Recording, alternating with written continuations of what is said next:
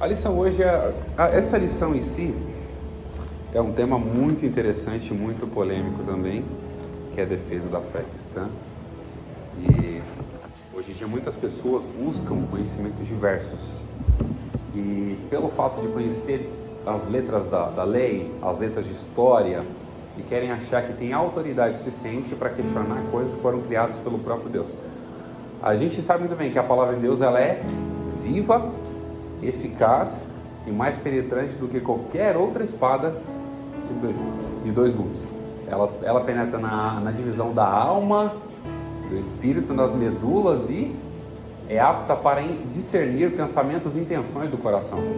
Então nenhum conhecimento humano vai ser capaz de discernir a nossa vida como a palavra de Deus. E quando eu falo sobre defesa da fé, a gente tem que saber que para a gente defender a nossa fé, a gente precisa o quê? Ter o conhecimento da nossa fé. Se a gente não tiver o conhecimento da nossa fé, como é que a gente vai defender uma coisa que a gente não conhece? A gente precisa conhecer. Então o conhecimento é muito importante para nós. Não só para nós, mas para as pessoas também que precisam ouvir desse conhecimento. As pessoas precisam entender sobre esse conhecimento. As pessoas precisam saber como é a transmissão desse conhecimento. Então, para isso é importante. Nós estamos aqui para aprender. Eu sou um bom aluno. Tanto ensinando eu aprendo, eu sou um bom aluno. Eu gosto de sentar para ouvir. Eu falei para o Luiz, eu quero sentar para ouvir. Não, mas eu quero ouvir também. Falei, então todo mundo ficar ouvindo, ninguém vai falar nada. Então tem que ter alguém para falar, mas o importante é que Deus, Ele fala com a gente até a gente sendo usado para falar. E a gente aprende muita coisa. A gente teve experiências aqui na escola bíblica mesmo. A irmã de Sara tantas vezes contribui para quando eu estou dando aula, e de repente eu contribuo também quando ela está dando aula, e de repente a gente aprende, a gente cresce junto. E é importante isso, a gente crescer na graça e no conhecimento. E não é um conhecimento qualquer. A gente, quando aprende a palavra de Deus, a gente não está conhecendo qualquer coisa. A gente está conhecendo a letra e a palavra e a voz de Deus que nos guia até a salvação das nossas vidas. Aqui nós iniciamos aqui, a introdução já fala sobre heresias. Eu deixei uma pergunta aqui. Antes de fazer essa pergunta, eu queria que um dos irmãos separasse João 10, outros separasse Lucas 15, 4 ao 6, e outro separasse Mateus 7, 15 ao 20. Deixasse separado aí. Quem vai separar João 10 aí? João 10. Bom, o Edvaldo separa João 10. Quem mais? Lucas? O Lucas vai separar o Lucas? Lucas 15, 4 e 6. 4 ao 6. E o outro é Mateus 7, do 15 ao 20, irmã Vitânia. Vamos lá. Alguém sabe o que é heresia? Heresia, a gente vai falar muito sobre isso, né? Lucas 15, 4 ao 6. Versículo 4 ao 6. Isso. Alguém sabe o que é heresia? Quem deu uma repassada rápida assim na lição já vai entender um pouco do que significa heresia, né? Heresia nada mais é do que crenças e práticas contrárias aos princípios e pensamentos bíblicos. Eu vou além de tratar de pensamentos, a lição fala sobre pensamentos bíblicos, eu falo sobre princípios. Que a palavra de Deus, ela traz princípios, ela traz ensinamentos profundos para conduzir a nossa vida da melhor forma. Então, é muito comum, tudo que se levanta para tentar construir a nossa vida, algo contrário vai tentar o quê? Desestabilizar a nossa vida. E nós precisamos entender que toda a nossa caminhada, a nossa condição de ser humano, a gente precisa plantar coisas boas e precisa estar alicerçado em coisas boas. Se a gente alicerça a nossa casa sobre a areia, o que vai acontecer? Vai vir o vento, vai vir a tempestade, ela vai o quê? Cair. A gente precisa alicerçar a nossa vida sobre a rocha. O que é a rocha? A palavra. A estrutura bíblica que nós precisamos ser todos os dias. Então, se a gente aprende cada dia mais a palavra do Senhor, saber que Cristo é o Salvador das nossas vidas, Cristo veio ao mundo para salvar a humanidade que não tinha condições nenhuma de se salvar. O meu sacrifício não me salvaria. A minha condição, eu podia fazer qualquer sacrifício necessário, qualquer sacrifício impossível, não seria capaz de dar a condição que Cristo me deu na cruz, que era a salvação da minha alma e o perdão dos meus pecados. E o mais importante disso é o perdão dos pecados. Se a gente não tinha condições nenhuma de salvar a nossa própria vida, veio um santo, com todo o poder, abrogou-se da sua glória, fez-se como homem, habitou entre nós, e achado na forma de homem, o que ele fez? Ainda se humilhou.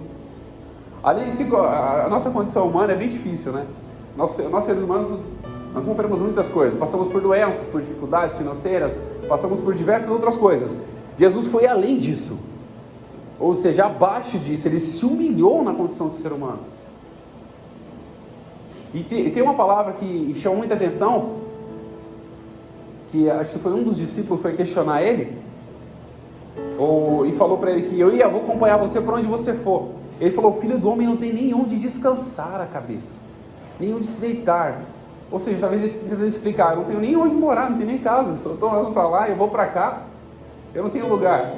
Ou seja, ele se colocou numa condição. A gente, como ser humano, a gente quer ter uma casa, a gente quer ter um carro. Ele não estava preocupado com isso, ele estava preocupado com as nossas almas, com as nossas vidas, e como ele ia deixar que o Espírito Santo habitasse numa vida sem perdão. Ele perdoa nossas vidas, e o Espírito Santo habita em nós hoje.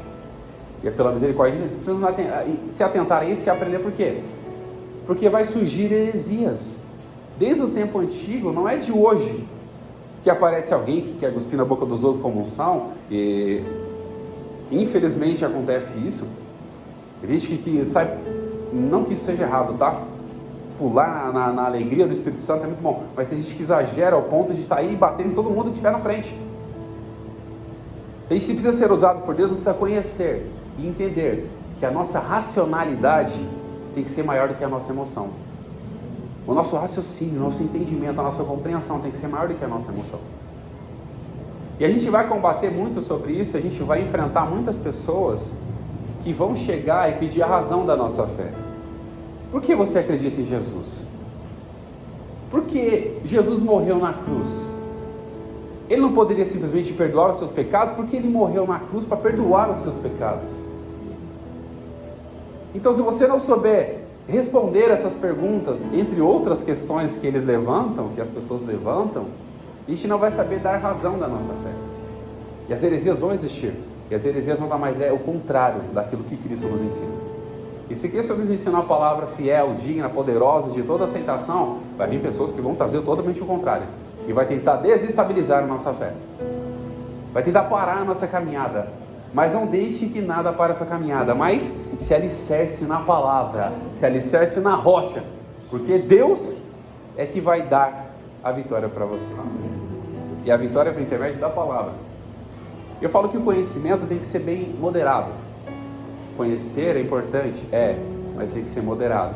Porque nós vivemos uma sociedade tão acelerada, tão agitada, que na juventude hoje, por exemplo, ela quer conhecer o que uma pessoa com 40, 50 anos conhece, porque teve uma trajetória, teve uma carreira, estava ali lendo um capítulo, estava ali estudando um livro por dia, está estudando um livro durante um período, né? Um livro por ano que seja. Então as pessoas querem rápido isso, mas não tem como, e tem que ser moderado. Todos os dias nós temos que aprender um pouco, e para o quê? Acrescentar no nosso conhecimento, para a gente chegar quando tiver uma certa idade, a gente conhecer, mas não exageradamente, ao ponto de perdermos a nossa racionalidade. Salomão em Eclesiastes fala o seguinte: o muito estudar é enfado da carne. A gente está falando de um homem do ser humano, um dos seres humanos mais inteligentes. A gente não vai comparar de forma alguma com Jesus, tá? Jesus foi incrivelmente inteligente. A gente não vai comparar. Porque a sabedoria que foi dada para Salomão, Jesus era a própria sabedoria. A sabedoria, o conhecimento que foi dado para Salomão, Jesus era o próprio conhecimento. E ele fala que o muito estudar é enfado da carne. Então, se a gente querer alcançar o mundo, abraçar o mundo, falar: eu vou conseguir isso hoje, não adianta. A gente tem que ser todos os dias, de grão em grão, de pouco em pouco, até chegar aonde Deus quer que a gente chegue. E eu falo para vocês, onde Deus quer que a gente chegue? Ao conhecimento da verdade. Porque é a verdade que liberta a gente. E conhecereis a verdade, e ela vos libertará. Então Jesus quer que a gente chegue ao conhecimento da verdade. Eu vou dar uma lida aqui rápido. Eu não queria ler, mas eu queria só usar os tópicos, né? Mas eu vou se ater ao costume, né? Heresias são crenças e práticas contrárias ao pensamento bíblico, pois elas distorcem os pontos principais da doutrina cristã, confrontam o cristianismo histórico, criam problemas para as igrejas e as famílias. As heresias da atualidade são as mesmas da antiguidade, mas com uma roupagem nova, que foram rejeitadas pelos apóstolos, os primeiros cristãos, pois não há nada de novo debaixo do sol. Esse aqui é um versículo muito interessante.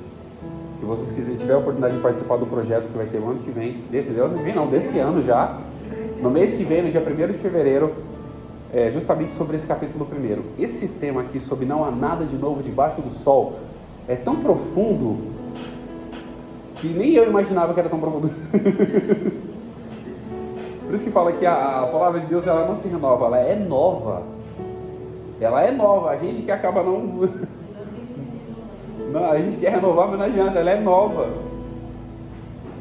Não há nada de novo debaixo do sol. O presente trimestre tem por objetivo mostrar o referencial doutrinário da fé cristã, levando a conhecer de longe as heresias. Essa primeira lição é um estudo sobre o problema das heresias nas igrejas e a nossa responsabilidade à defesa da fé. Olha só o que o escritor fala aqui, a nossa responsabilidade à defesa da fé. Nós precisamos ter a responsabilidade, o compromisso de defender a nossa fé. E a nossa fé tem que estar firmada em Jesus e defender Jesus, como os apóstolos defenderam, como os discípulos defenderam, como homens e mulheres que vieram desde da antiguidade defenderam o Evangelho de Cristo. Essa é a nossa responsabilidade. As ameaças e lobos ferozes. Os cuidados pastorais, primeiro tópico, primeiro subtópico. Atos capítulo 20, versículo 28, tem aí na leitura bíblica em classe, tá? O Atos 20 e 28. Os anciões mencionados no versículo 17 são chamados de bispos nessa passagem, e ao dizer que eles foram constituídos pelo Espírito Santo para apacentar as igrejas de Deus, mostram que eles são pastores. A função primordial do pastor é alimentar, guiar e proteger o rebanho. O Novo Testamento emprega essa metáfora ao tratar o relacionamento entre o pastor e o rebanho da igreja.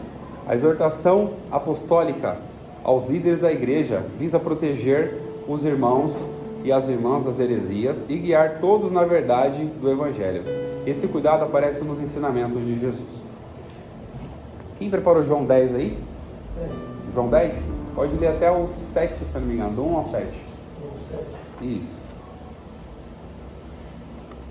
Na verdade, vos digo que aquele que não entra pela porta do curral das ovelhas, sobe por outra parte, é ladrão e salteador. Aquele, porém, que entra pela porta é o pastor das ovelhas.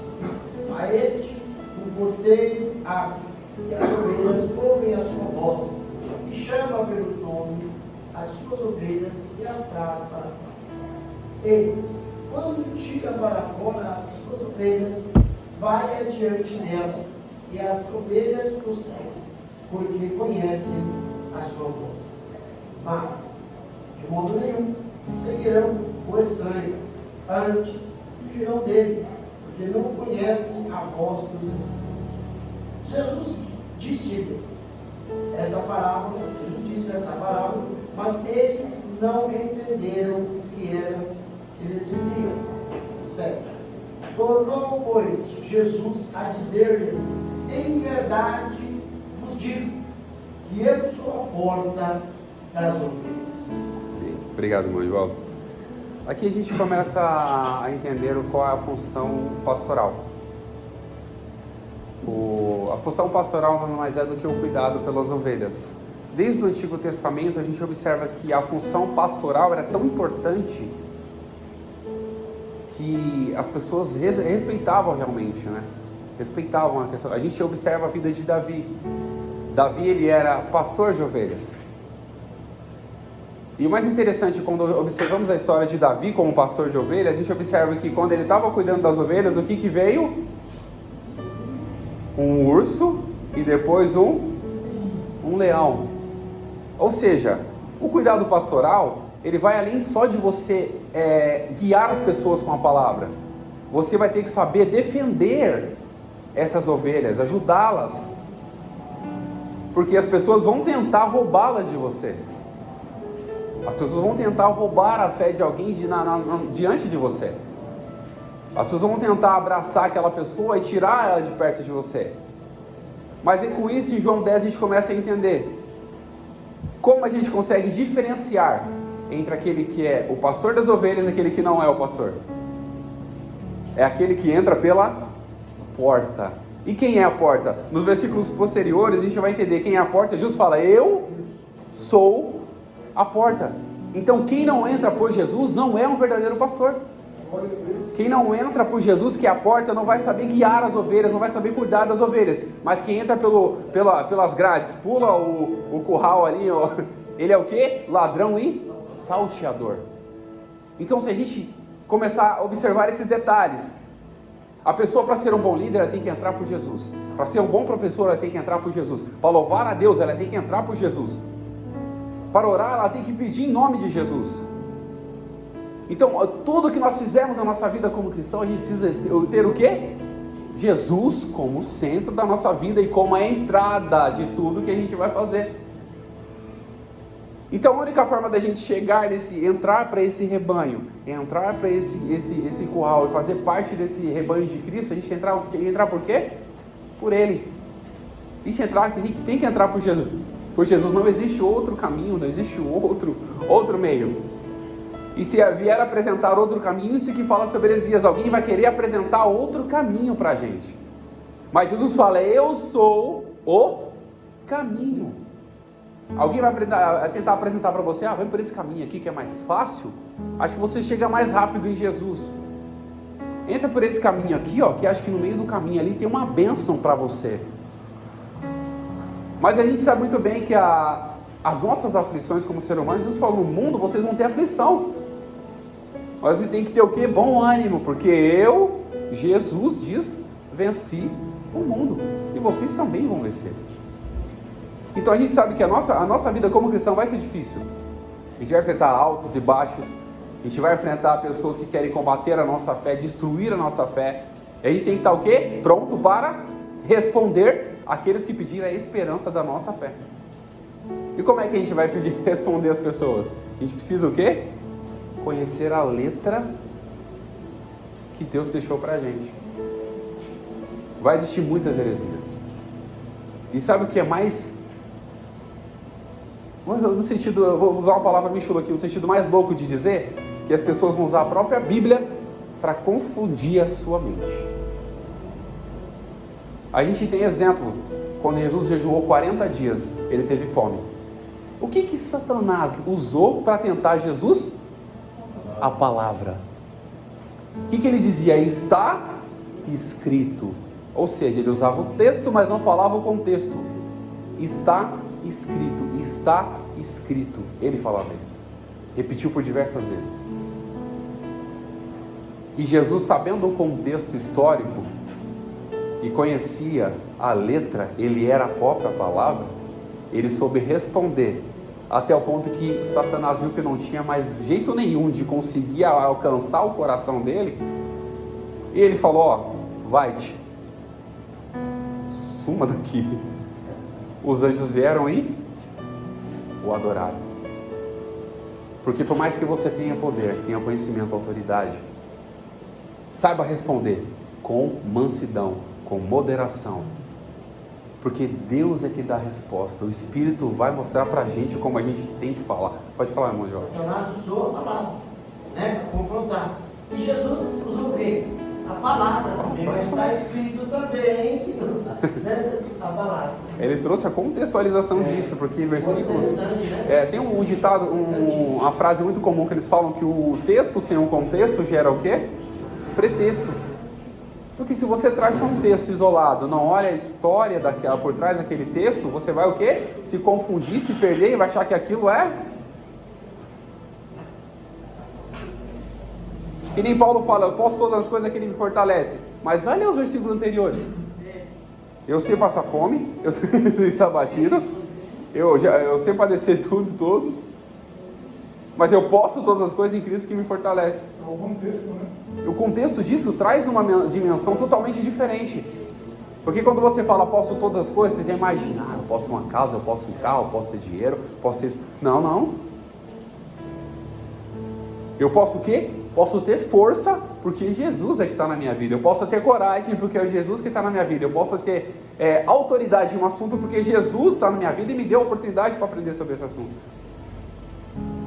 Então a gente conhecendo, a gente vai compreender que tudo que nós passamos nessa vida, tudo que nós aprendemos nessa vida, tudo que nós estudamos não é à toa.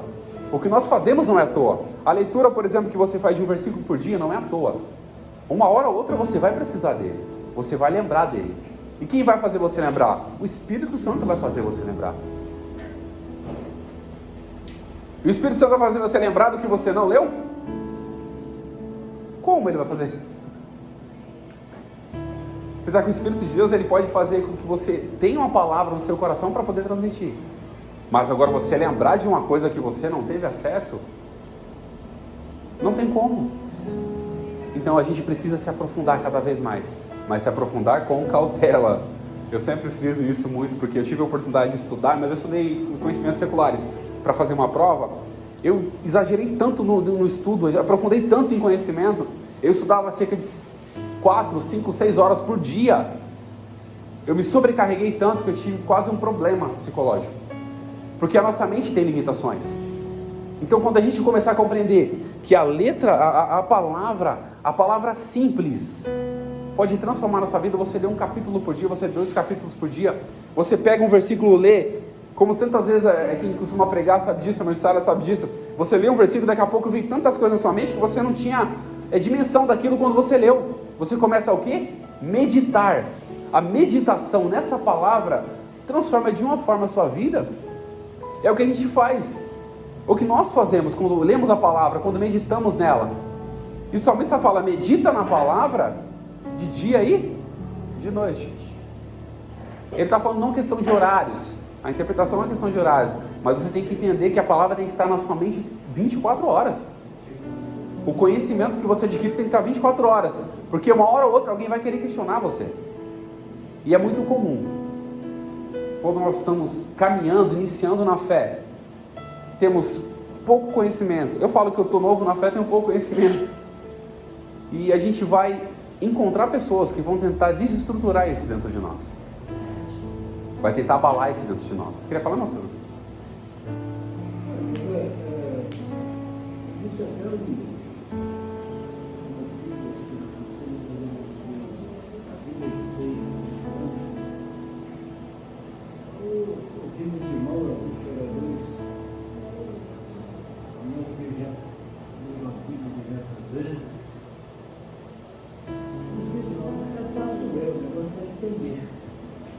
Porque eu vi a Bíblia, aí eu não vou fazer o negócio de olhar essa Bíblia toda.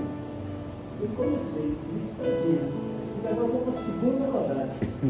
Mas quando eu cheguei lá em Gênesis para começar, eu achei que eu nunca tinha lido aquela parte. Eu não aprendi nada. Para que eu vou ficar lendo a Bíblia todo ano? Para quê? Irmãos, você tem que ler aquilo que você lê, você tem que meditar e aprender o que você está lendo. Não adianta você estar. A gente lê uma história toda no jornal, você vai meditar no que está passando. Você vai esquecer. Mas a Bíblia, você tem que ler, e de graça a Jesus, conhecimento e entendimento da mesma. Eu ouvi um grande pregador dizer isso. Nunca li a Bíblia toda, que é um grande pregador. Ele disse, nunca vou ler. Porque eu nunca vou aprender a Bíblia toda. Não tem como. Eu vou pregar, meditar no texto que eu vou ler e vou pregar. E é deles que eu vou trabalhar na Bíblia. Eu até entendo o ponto de vista do... Veja bem, esse negócio, eu leio um capítulo todo dia. Mas quando eu terminei de ler, eu entendi alguma coisa? Eu só passar o dia pensando naquilo que eu li. Isso é muito grande esse tempo. No outro dia eu estou no outro capítulo. No outro final eu não entendi nada e vou trocando para frente. Cada um tem o sua opinião. Agora, o livro apoio não existe. Eu até entendo o ponto de vista, eu até entendo o ponto de vista do irmão, desses pregadores. Mas eu particularmente, eu entendo de uma forma diferente. Por quê? Quando eu tive a oportunidade de ler a Bíblia por 3 vezes, e hoje eu sempre busco estudos, mensagens, leio questões históricas, dentro da própria palavra. E agora, uma coisa muito interessante, e eu volto a falar aquilo que a gente comentou agora, como é que o Espírito vai te fazer lembrar de uma coisa que você não teve acesso? Porque, por exemplo, eu sempre costumo dizer que o pregador, ele não fala a palavra dele, mas ele fala a palavra de Deus. E Deus vela pela sua palavra. Ou seja, Deus vela pela palavra dele para cumprir. Deus disse a Josué: medita nesta palavra de dia e de noite. Ele disse: lê a palavra, o livro todo não. Medita nessa palavra. Aquilo que eu leio, vou ter que meditar naquilo que eu li. Porque se me chamarem para pregar, eu só li. Mas eu me propus a meditar e entender o que eu vou pregar. Não, mas aí são pontos diferentes. São pontos diferentes. São pontos diferentes. Eu já me pregando de verdade. Não tinha nem uma mensagem preparada hoje, mas abri aqui em Lucas. Para com isso. Isso eu entendo. Então, o que acontece? A parte da questão de meditação, para você trazer um ensinamento, é diferente da leitura. Que a leitura, eu aconselho todo mundo a fazer. Porque por mais que eu tenha lido a Bíblia diversas vezes, esse dia eu comecei, esse ano eu propus no meu coração, até fiz a agendinha lá, falei, as metas espirituais, coloquei metas espirituais, coloquei metas materiais, e coloquei metas de profissão, metas profissionais, mas em primeiro lugar, o que eu coloquei? As metas espirituais. E eu comecei a ler o Novo Testamento. Foi até uma dica que a irmã Sara deu pra gente, eu comecei a ler o Novo Testamento. Comecei de Mateus, e a gente começa a ter uma visão totalmente diferente, fala, puxa vida, como é que eu não vi isso? Isso estava aqui? Não, deve ter, alguém acrescentou alguma coisa aqui, né? É porque isso, a nossa mente é limitada. E a gente tem uma memória fotográfica. Isso é muito comum, por isso que eu gosto de ler na minha Bíblia. E eu faço anotações, eu risco ela. Você pode observar a minha Bíblia aqui, toda arriscada, toda arriscada, porque eu gosto de riscar a Bíblia, porque isso ajuda na memorização. Isso é memória fotográfica. A gente vai... Então, você falar para mim, por exemplo, que alguém não leu a Bíblia toda, é um cuidado a gente ouvir essa pessoa. A gente tem que ter cuidado ao ouvir. Porque, por exemplo, como é que ela vai saber utilizar um termo que nem... Eu vou dar um exemplo aqui. Eclesiastes 1 que a gente leu aqui, fala que não há nada de novo. Será que realmente não há nada de novo? Será que realmente nada mudou? Porque Salomão, no contexto que ele escreveu, não existia Jesus. Existia a sabedoria dele, o conhecimento humano que ele adquiriu, que ele fala como sabedoria, que a sabedoria tem pode dizer 2 ou 3 classes diferentes de sabedoria. Ele adquiriu aquele conhecimento, ele estava passando para a gente por quê? Porque tudo que ele adquiriu, riquezas, bens, ele viu que nada era de novo, que as pessoas conquistavam aquilo. Mas quando veio Jesus, o que ele falou? Um novo mandamento eu vos dou. E começou a dizer todas as outras coisas novas que ele dava. Até o fim, chegar em Apocalipse, ele fala, eis que eu faço nova todas as coisas. Então, se a gente não avalia esses contextos, essa margem geral, a gente não avalia essa margem geral, a gente vai o quê? Se perder, porque se eu pego só um texto aqui e começo a estudar só uma base histórica, só um capítulo, eu vou me prender aquilo. Mas tem muitas coisas por trás daquilo, muito profunda naquilo. Você sabe que a história da Bíblia que eu tenho, sempre são 3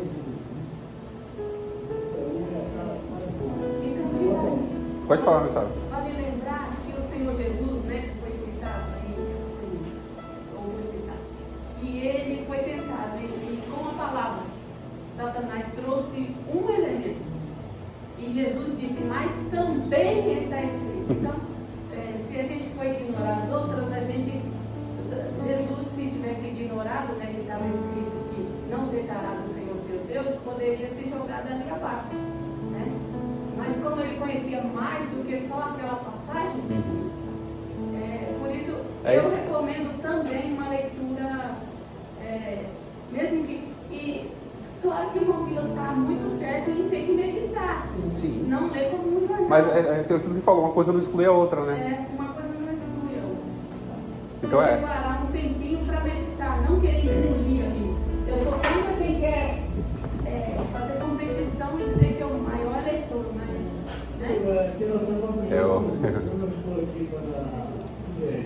Não, de forma alguma. A gente aqui, a discussão é saudável, irmãos seus.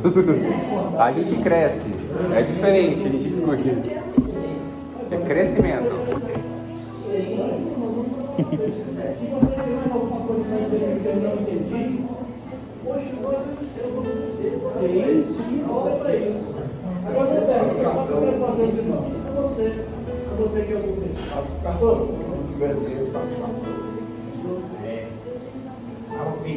Então, o que acontece? Olha, os irmãos, há irmãos que não, até hoje eles não entenderam que Salomão foi salvo. Qual é a opinião dos irmãos? Já me até pregador de Deus. Pregador de Deus, não tenho certeza da salvação de Salomão. Aí, eu quero que você me responda isso aí, a resposta só para mim não. Eu vou usar uma retórica com você aqui. Eu vou usar um termo filosófico. Mas quem garante que foi Salomão que escreveu Eclesiastes, sendo que não cita o nome dele?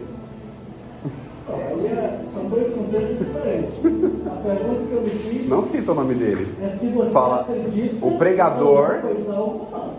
rei em Jerusalém, rei de Israel em Jerusalém. Mas na Bíblia não cita o nome de Salomão, Eclesiastes não cita o nome de Salomão como escritor. Fala o pregador, só isso.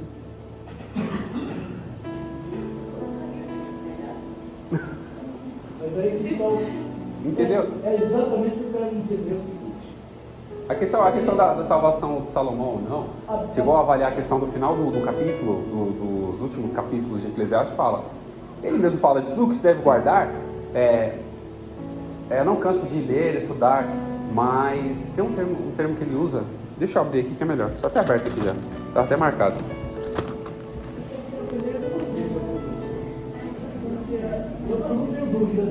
Ó, de tudo que se tem ouvido, ele fala, ó, de tudo que se tem ouvido, o fim é: teme a Deus e guarde seus mandamentos, pois isso é o dever de todo homem. Um aconselhador, um sábio, você acha que ele ia praticamente desperdiçar a vida dele? Que ele foi corrigido por Deus. Depois que ele entrou para a idolatria, Deus falou com ele a primeira vez, falou a segunda vez em sonho. Mesmo assim ele caiu para a idolatria. Deus corrigiu ele. Se Deus corrigia, porque Deus ama. Deus corrige aquele que ama. E açoita do que tem por filho. Agora a questão da salvação não é bem delicado. Certamente não sei. Eu sou da opinião que ele se perdi. Sim, é respeitável. Porque não existe uma... Mas por que você viveu o que está escrito no Salomão aí? Porque foi o Espírito Santo que falou. Vamos dizer Vamos dizer aqui, uma coisa assim. Se Deus escolheu Salomão para governar Israel depois de Davi, que foi o grande rei, e teve aquele problema com Davi, disse: mais do que o segundo filho, eu escolhi para governar esta nação. Bom, quando Deus escolhe, essas coisas não é para se perder. Então Deus está. Mas Deus escolheu para alguma coisa, de repente ele me deixou me perder. Aí Deus. Moisés não continuou na terra. Sim, mas é isso aí, não. Se não podemos do Moisés, não. Vamos lá, segundo subtópico. Depois da minha partida, segundo subtópico. Essa expressão é a palavra profética, pois o apóstolo não está apenas referindo à sua morte, mas também ao avanço dos hereges no seio da igreja. Isso aqui, ó, frisa isso, no seio da igreja. Vamos continuar aqui? Os hereges no seio. Depois do período apostólico, no futuro, Paulo usa uma linguagem metafórica, que é uma comparação para identificar os falsos doutrinadores, lobos cruéis ou lobos velozes. Aí entra na passagem de João 10. Aquele que não entra pela porta é o quê? Ladrão e salteador. Ou seja, vai procurar outro caminho, ou procurar outro meio para entrar no aprisco. Por mais que ele se vista ali com a camuflagem de ovelha, uma hora ou outra ele vai ser manifestado o que ele é. Vamos continuar. Onde estava lendo? Nem lembro. Aqui, lobos cruéis. O apóstolo Paulo, depois de ensinar que o Espírito Santo inspirou os profetas do Antigo Testamento, mostrou que a presença do verdadeiro ensino nem sempre é suficiente para impedir as manifestações do falso. tanto que ao falar a respeito dos profetas legítimos dentre os hebreus, ressaltou que também havia entre os falsos profetas, havia entre o povo falsos profetas, como haveriam de surgir com o tempo no meio da igreja, falsos mestres. Na verdade, eles já estavam presentes no período apostólico. Ou seja, os lobos cruéis e os lobos ferozes já vêm de muito tempo, não é de hoje. E o que eu frisei aqui, eles estavam no seio da igreja. Às vezes a gente espera combate de fora, né? Mas às vezes vem de onde a gente menos espera. Às vezes vem de dentro. E às vezes tem que ter muita cautela, muito cuidado em saber pessoas que a gente escuta, como a gente escuta e a palavra que está sendo pregada, o ensino que está sendo dado, a ministração que está sendo ministrada. Então a gente tem que compreender isso, mas a gente só vai ter um discernimento e uma compreensão de que aquilo está sendo certo ou errado, é uma heresia ou não, se a gente tiver o quê? Estrutura na palavra.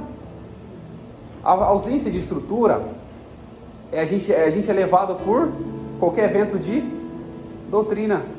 Qualquer vento que passa, ó, Deus está ali, vamos embora. Deus está do outro lado, vamos embora. Mas você precisa entender que Deus não está lá no templo em Jerusalém, não está no templo aqui, Ele está no nosso coração. Um termo humano, está o nosso coração para a gente poder compreender. Nosso coração está dentro do nosso ser. Nós somos o templo e morada do Espírito, que é a presença do próprio Deus no nosso coração. Nós somos templo, a casa, morada. É uma coisa muito gratificante falar sobre isso, porque é o privilégio que nós temos de ter a oportunidade de ter a presença de Deus no nosso coração, mesmo não merecendo nada disso. E tem gente que fala para Deus, Deus me dá aquilo que eu mereço. Se Deus te der o que você merece, se Deus te der Deus me der o que eu mereço, não vai ter nada. Nem a minha vida eu teria, nem o fôlego de vida eu teria. É tudo pela misericórdia, é pela graça, é pelo amor. O professor queria falar. Não, sou seu aluno. Que isso? Sobre leitura da Bíblia, né? A leitura, pelo menos, existe.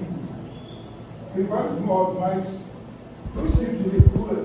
Tu não sabe o que é leitura devocional e leitura sistemática.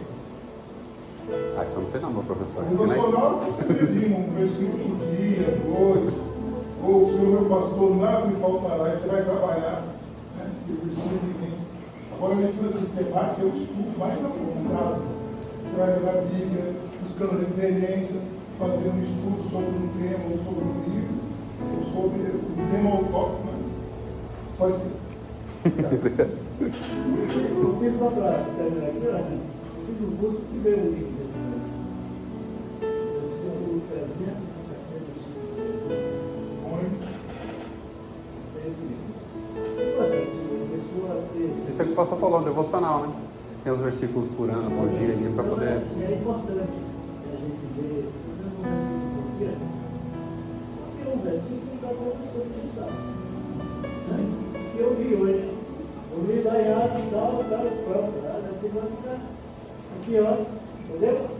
É a Bíblia, não é tão interessante que você leu o versículo hoje, cada pregador faz a sua pregação em um texto, cada um prega do seu jeito. Mas, no final da história, é o mesmo. Que é exatamente chegar naquele contexto, para se entender. O Espírito Santo volta aí. Você imagina se eu pegasse um versículo aí amanhã o pastor vai pregando dele, depois outro também, aí a mesma coisa. Isso aqui ele pregou ontem, ele falou, então não é assim. Porque quem dá a inspiração é o Espírito Santo. Sim, com certeza.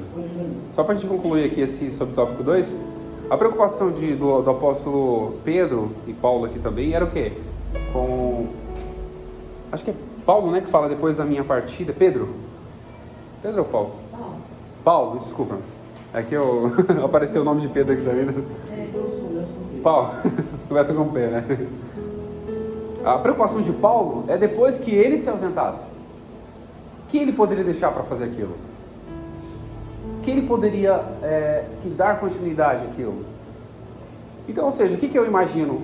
Tudo na minha mente, tudo que eu aprendi, eu tenho que compartilhar com alguém. Eu tenho que compartilhar. Eu não estou ensinando vocês, estou compartilhando conhecimento. É diferente. Compartilhar conhecimento é demonstrar aquilo que eu tenho, aquilo que eu aprendi e compartilho com vocês para acrescentar em vocês. Eu estou acrescentando conhecimento a vocês, assim como a gente aprende ouvindo os questionamentos dos irmãos, as pausas que nós damos aqui. Eu gosto de fazer isso, eu gosto de interagir. Nem que eu consiga, depois que eu no finalzinho eu tenho que só fazer a leitura, mas eu gosto de interagir, porque a profundidade está na interação. Porque se eu ficar preso só a lição aqui, só ler o que está escrito aqui, que o escritor aqui deixou especificado, eu vou ficar preso e não vou ampliar. A gente precisa ampliar a nossa linha de conhecimento, a nossa linha de raciocínio. Então, a gente precisa aprofundar mais. Porque eles reduziram um pouco os tópicos das lições, ou subtópicos, então ficou bem resumido. A gente precisa se aprofundar, ainda que não dê para se aprofundar em tudo. Ano que vem, quando voltar essa lição de novo, a gente se aprofunda mais.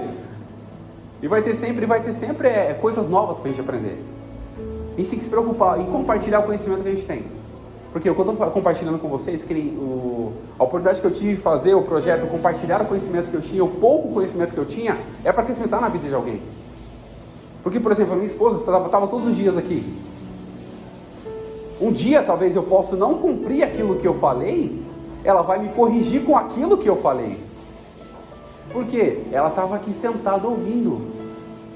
Porque a nossa mente é muito esquecida. A gente fala uma coisa aqui, daqui a pouco a gente esquece. Alguém vai lembrar a gente. Então a preocupação de Paulo era essa.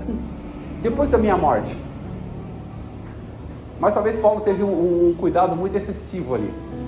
Depois da morte dele, Deus podia levantar milhões de apóstolos para fazer. Igual a Elias. Falou: Senhor, todos os profetas morreram, só sobrou eu. O que Deus falou para ele? Como? Levanta, vai. Sua caminhada é longa ainda. Ainda tem mais 70 lá ainda que eu deixei. A gente não é único. A gente não é o autossuficiente. Nós somos apenas um instrumento. Mas Deus tem mais instrumentos para fazer com que esse coral continue girando. Com que essa orquestra musical, assim, vou usar um termo mais humano, essa orquestra musical continue girando. E Deus tem a condição, o poder, a autoridade de usar quem Ele quer. Fazer o que Ele quiser. Porque Ele é Deus. Se eu não me engano, é Jó que fala: quem conhece a mente desse Deus e quem um dia foi o seu conselheiro? Quem dá conselho para Deus? Quem fala para Deus: Deus, acho que aqui está errado esse jeito que está fazendo, vamos fazer de outro jeito aqui? Não. A Bíblia fala que os pensamentos de Deus são muito maiores do que os nossos. Os caminhos deles são maiores do que os nossos. Então tudo que Deus faz, o quê? É maior do que o nosso. Ou seja, a gente é apenas umas formiguinhas diante da presença do Senhor. Vamos à origem dos falsos mestres. No verso 30, Atos 20, verso 30. Dois pontos surpreendentes nessa parte do discurso nos chamam a atenção. Primeiro, os lobos vorazes, surgem de dentro da própria igreja, dentro de vós mesmos. E segundo, se levantaram homens que falaram coisas perversas para atraírem os discípulos após si. Os discípulos deles ainda,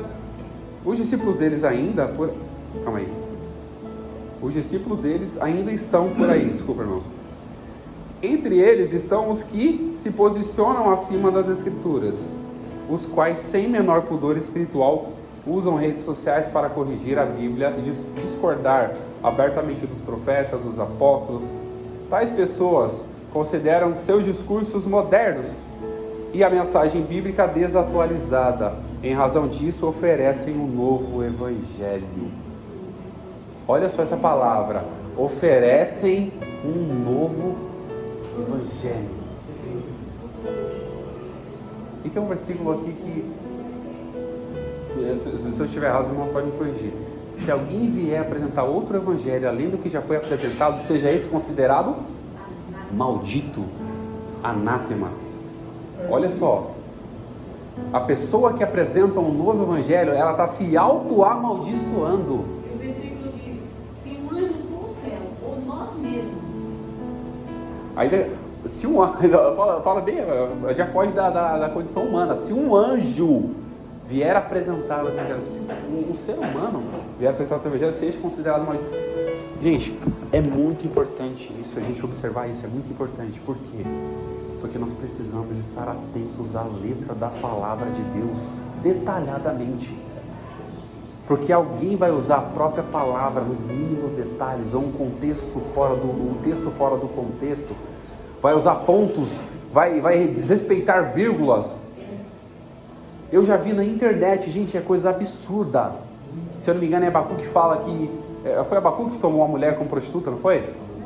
Oséias, acho que pegou... Não, teve outro que pegou vai e casa com a mulher do seu amigo, alguma coisa assim. Oséias, né? Vai e toma a mulher do seu amigo, e adúltera. O cara leu o versículo, o que ele falou? Vai, pega a mulher do seu irmão e adultera. Ou seja, a pessoa desrespeita a vírgula, desrespeita ponto, desrespeita interpretações, traduções. Para quê? Para fazer com que aquilo que ele quer fazer tenha margem bíblica. O que na verdade não tem. Ou seja, a pessoa se auto-amaldiçoa. Gente, é uma coisa muito perigosa isso. Eu sempre tenho muito cuidado em falar coisas fora daquilo que está escrito. Eu tenho muito cuidado. Porque se a gente... Pode falar, né? Por isso que é bom a gente entender o português. Eu tenho dificuldade com português, não estou com ninguém não. Mas se pudermos investir no estudo, é bom. Esse caso aí, ó, só até um bebê esse homem aí. A mulher ficou com tanta vergonha que quis aparecer. Ele é casado, mas ela consentiu, o dito pastor explicou para a esposa dele. Ele mostrou na Bíblia para o repórter, aqui ó, vai adulterar com ela. O repórter falou, mas não é isso que está escrito. O repórter, provavelmente não. Isso aí só na TV, isso aí. Provavelmente não era questão, mas sabia respeitar ponto e vírgula. Olha como é importante você saber, ter um bom entendimento gramatical, né? Vocês não sabem a história da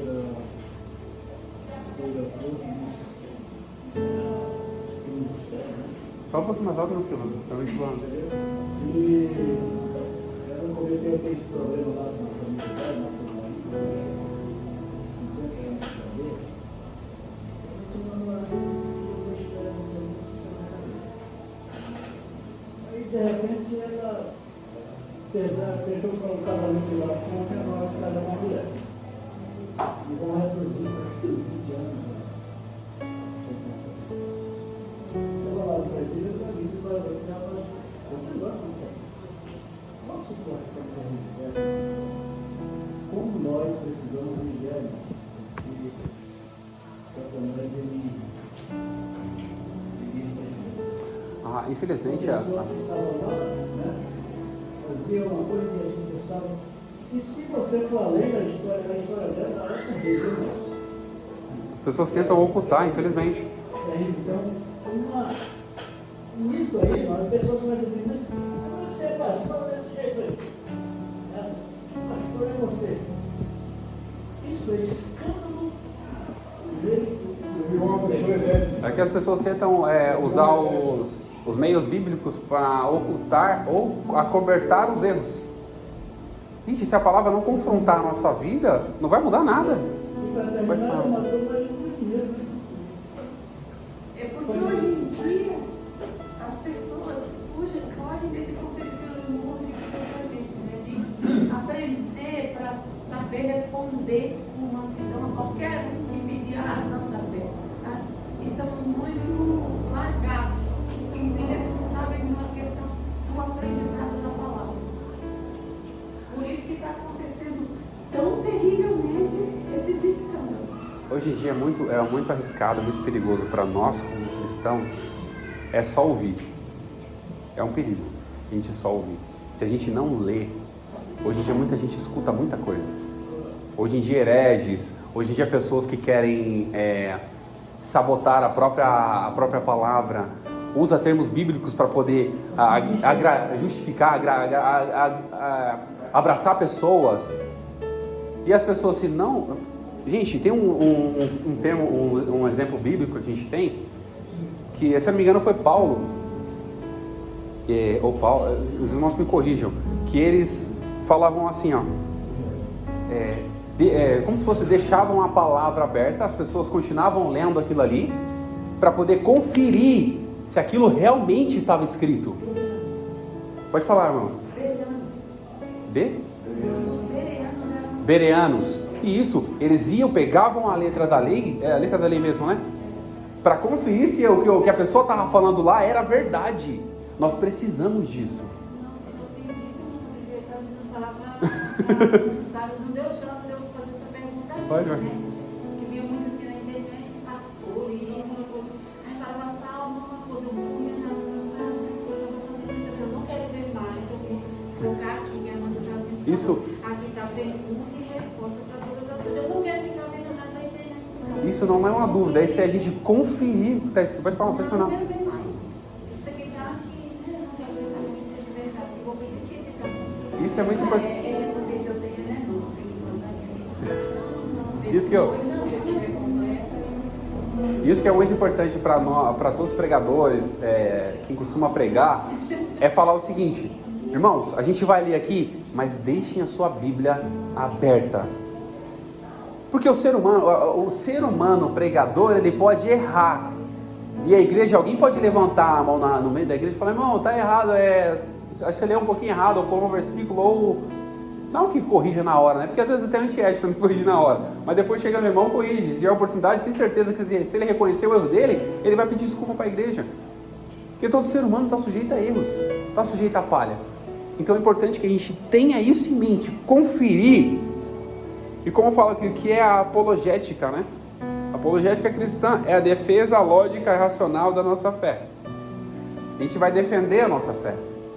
Se a pessoa vir apresentar um outro evangelho, apresentar uma outra palavra, apresentar um outro discurso que corrompa ou mude, que ele... Tem uma música que fala assim, você é importante para Deus e é mais importante do que Deus. Eu falei, como assim?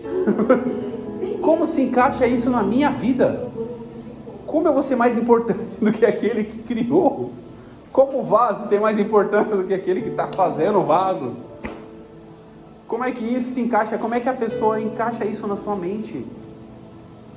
E vindo pelo louvor, é complicado, porque mexe com a alma, assim, com... Sim, mexe com a emoção. Mexe com a emoção. E se a pessoa não tomar cuidado, não tiver alicerce, observar e falar, poxa vida, mais importante que Deus, daquela travada, você não vai escutar mais. Você não vai escutar mais aquilo. Nós não somos mais importantes que Deus. Nunca. Nem na próxima, nem se a gente estiver lá com Jesus, lá dele a gente vai mais importante, né? Eu ouvi um pregador falando, e os irmãos deram glória a Deus quando ele falou. Ele disse, irmãos, o povo hebreu, eles tiveram mérito tão grande com Deus, que Deus abriu o oceano para eles passarem. Mas que quanta viagem isso aí, quanto tempo vai esse povo passar pelo oceano, aquele caminho pelo meio do oceano? Eu falo, glória a Deus, meu querido, está ruim mesmo ali, hein? Ele abriu o mar e não o oceano. Mas isso aí não tem tanto problema não. Oceano e mar, às vezes, são sinônimos. Às vezes são sinônimos, né? É a mesma coisa.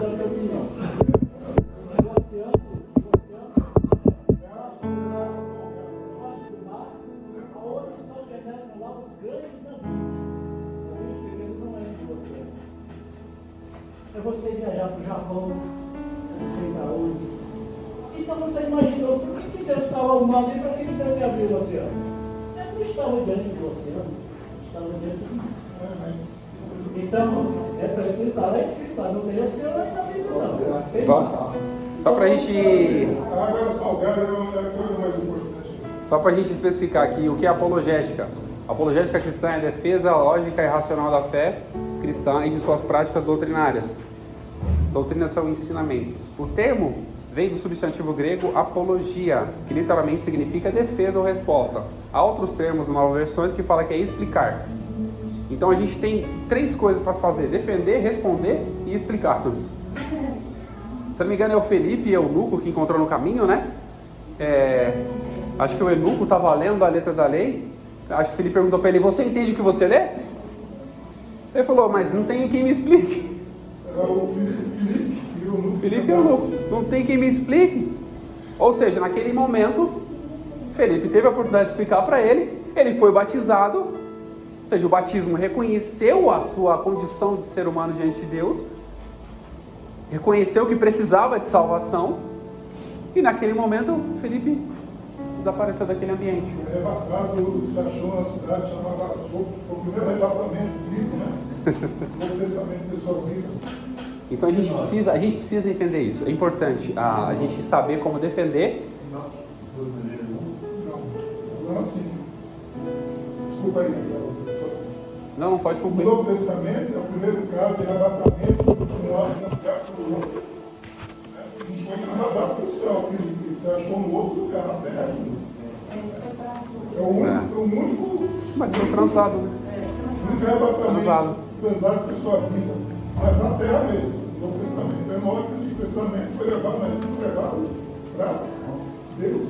Só porque é importante a gente saber até o significado do termo teológico aqui que fala que é apologética, né? Que é a defesa, a resposta e explicação. Essas três coisas parecem ser a mesma coisa, não é? Mas são diferentes. Defender é uma coisa, se defende aquilo que você está sendo combatido. Responder é quando você é perguntado. E explicar é quando você tem a oportunidade de falar aquilo que você sabe para alguém. É o que eu estou fazendo aqui agora, explicando. E a gente vai para o segundo subtópico, segundo tópico do segundo subtópico. A que defesa Pedro se refere? O verso 16 aqui, 1 Pedro 3,16. Há quem argumente que essa defesa seja uma resposta a uma acusação. Esse termo, resposta à acusação, é um termo jurídico. Quando a pessoa é responsabilizada criminalmente e ela é acusada de algum crime, o que ela tem que fazer? A resposta à acusação. É um termo jurídico utilizado. Então, a resposta à acusação. Visto que essa mesma palavra, apologia, aparece nesse sentido do Novo Testamento, como defesa a uma acusação tanto formal como informal. O versículo 16 fala do bom testemunho cristão, que serve para provar a inconsistência das acusações contra os crentes. Mas não parece ser esse o caso, porque a defesa, a resposta ou explicação nessa passagem é sobre a razão da fé dos cristãos. Isso diz respeito à doutrina cristã. Ainda que Pedro esteja se referindo à resposta à acusação formal no ambiente hostil, não deixa de ser uma oportunidade para a defesa da fé cristã, como aconteceu com Paulo diante de Festo e de Agripa na mesma audiência. Se eu não me engano, essa defesa de Paulo e Agripa foi ele aproveitou a defesa dele para fazer o quê? Falar de Deus. Isso é saber aproveitar as oportunidades. Quando a gente tem a oportunidade de falar sobre a palavra de Deus, a gente tem a oportunidade de falar em um ambiente onde não as pessoas querem negar aquilo. No mesmo tempo você vai fazer a sua defesa, já está fazendo a defesa já, e já está mandando ver na fé, fala, acredita em Jesus, que Ele é salvação. É bem complexa a defesa dele, tá? É bem extensa também. Então tudo isso para a gente tem que ter aquilo que eu falei, nós precisamos ter conhecimento, habilidade para poder transferir o conhecimento para alguém, defender a nossa fé, explicar para uma pessoa e dar respostas. É muito comum respostas, porque as pessoas questionam demais. Lá em casa eu tenho uma criança com 9 anos. E quem tem criança pequena sabe o que é resposta. Ou seja, ela faz umas perguntas, você fala, que às vezes você mesmo se pergunta, fala, será que eu sou graduado mesmo? Você se pergunta isso, fala, será que eu estudei mesmo? Porque a criança faz uma pergunta para você, que, meu Deus do céu, como é que você vai responder isso? Mas a gente tem que estar pronto para responder. E a prontidão de resposta é o conhecimento que a gente vai adquirir em torno dos dias, dos tempos, dos momentos que a gente tiver a oportunidade de poder aprender. Pode falar aí. Uma alternativa que é possível ser feito as mulheres dos filhos. É umas perguntas que as crianças fazem. A gente comentando lá, que Deus fez um homem já grande ou fez pequenininho com criança de mais. Aí ele disse, não, fez um homem grande e depois fez a mulher. Aí ele fez as esposas dos filhos de Adão. Ela disse que ele lascou. Pra você ter ideia, uma criança faz a gente perder, caramba, será que eu sei alguma coisa mesmo? Uma criança, porque a mente da criança é muito criativa, ela quer saber de muita coisa. A criança é muito curiosa, ela vai querer aprender coisas, Então, a gente tem que estar pronto para responder tantas pessoas como os de casa também, né? Os filhos. A gente vê que a Bíblia, né, fala a questão do homem e mulher, né, e fulano coabitou com ela gerou, ele fala uma linguagem técnica, né? Não fala sem isso, né? Então, às vezes já vi irmãos falar assim, de modo errado, deixar constrangido um pouco. É um cuidado que tem que ter muito. A própria Bíblia fala de uma maneira, a própria Bíblia fala de um modo que não ofende, é uma linguagem bem técnica, né? Obrigado, professor. Nada. Vamos esquecer o subtópico aqui para a gente ganhar tempo, que já é 10h20 já. Por que devemos combater as heresias? A letra A, para defesa própria. 1 Timóteo 4,16, alguém abre aí? Para defesa própria. 1 Timóteo 4,16. E a letra B, para ajudar os outros na compreensão da própria fé. Primeira coisa, a gente tem que conhecer para compreender a nossa fé. E depois para compartilhar aquilo que eu falei antes, para compartilhar, para ajudar as outras pessoas a compreender a fé delas. Alguém achou? Pode ler, irmão Anderson. Tem cuidado que mesmo, perseveram nestas coisas, porque fazendo isso, ele salvará a si mesmo como aos que forem. Isso é os dois pontos: cuidado de você mesmo, da sua fé em Cristo Jesus. Isso você só vai adquirir isso meditando, lendo, estudando, buscando conhecimento, sentando para ouvir também, que é importante, e conferindo, abrindo a sua Bíblia para poder conferir o que você está ouvindo, que é muito importante isso. E a segunda, para ajudar os outros. Porque eu sempre digo comigo, o conhecimento, ele é acumulado, a palavra guardada, ela só guardada, se não for praticada, se não for meditada, se não for compartilhada, não gera frutos. Então, se você tem conhecimento, você aprendeu e está guardando para você, não está praticando, não está compartilhando, não está meditando, é só palavras vazias. Não vai surtir efeito nenhum. A palavra precisa trazer frutos, ser semente lançada em terreno fértil. Essa é a palavra. Então nós precisamos disso todos os dias, para combater as heresias e não deixar que elas tomem conta do nosso coração. Pode falar, irmão. Não para ser mais do que o irmão. Sim, com certeza. Mais do que não. É falar a palavra de Deus com moderação, de acordo com como ele aprendeu a falar. Sim. E não ser... Como diz a palavra de Deus,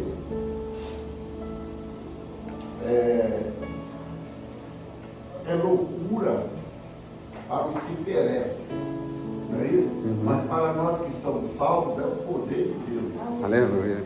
Então, tem muitas pessoas que confundem muitas coisas. Às vezes o irmão está pregando na unção de Deus e não está entrando direito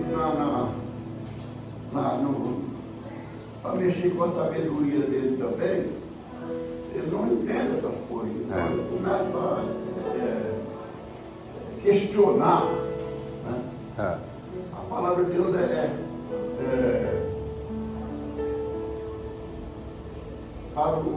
a sabedoria de Deus, faz para ver essas coisas. A sabedoria de Deus é loucura para o homem.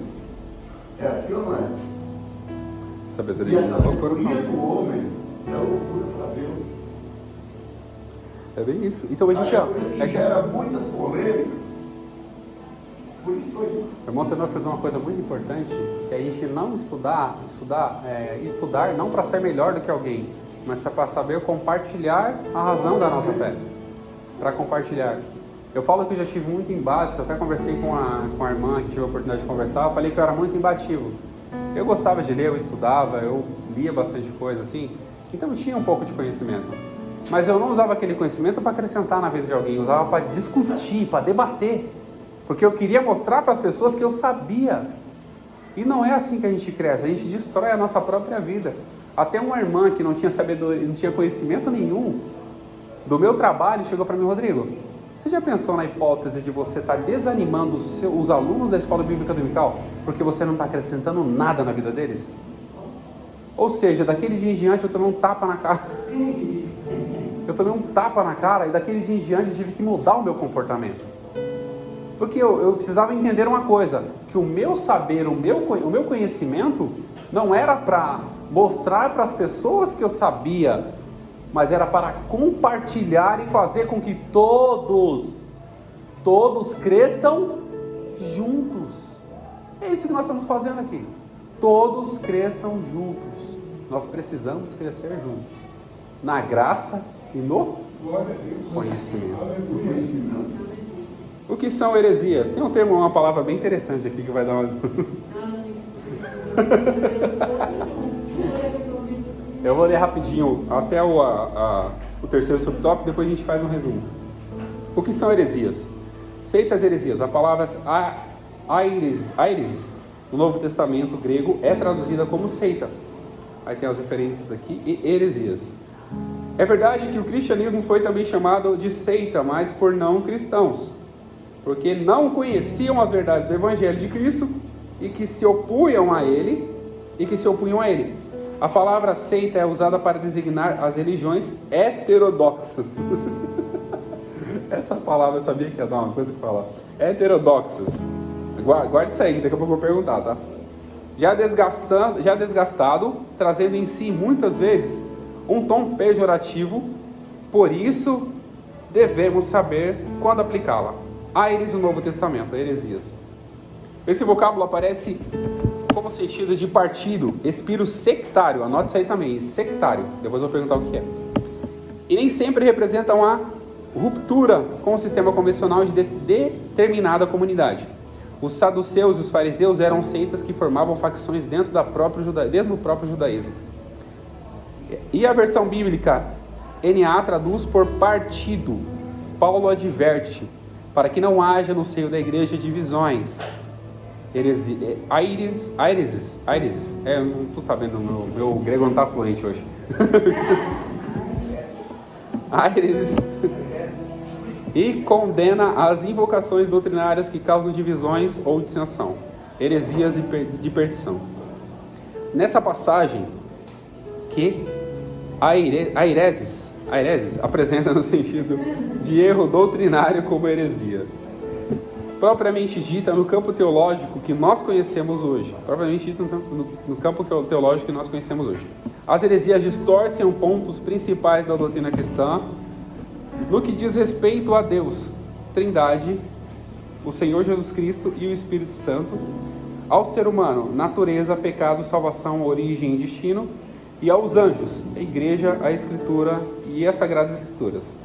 O mais grave erro é quando diz respeito à divindade e interfere na salvação. Não existe salvação sem Jesus. Não existe salvação sem Jesus. Não existe atalho. Ou é a porta ou não é. E se ficar em cima do muro ou ficar morno, a gente já sabe o que acontece com o morno, né? Na hora que descer o paladar, na hora que Deus sentir o gosto no paladar, ele está morto.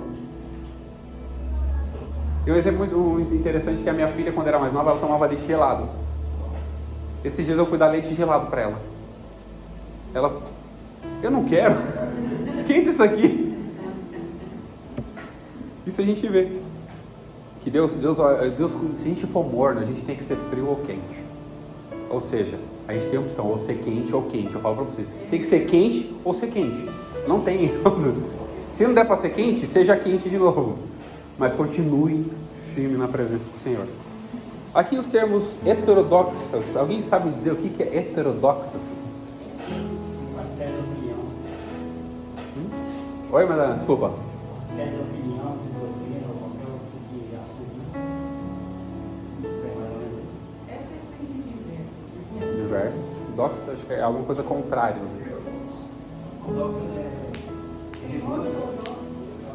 Pode ser o sentido que eu fiz até uma pesquisa, né, sobre heterodoxas.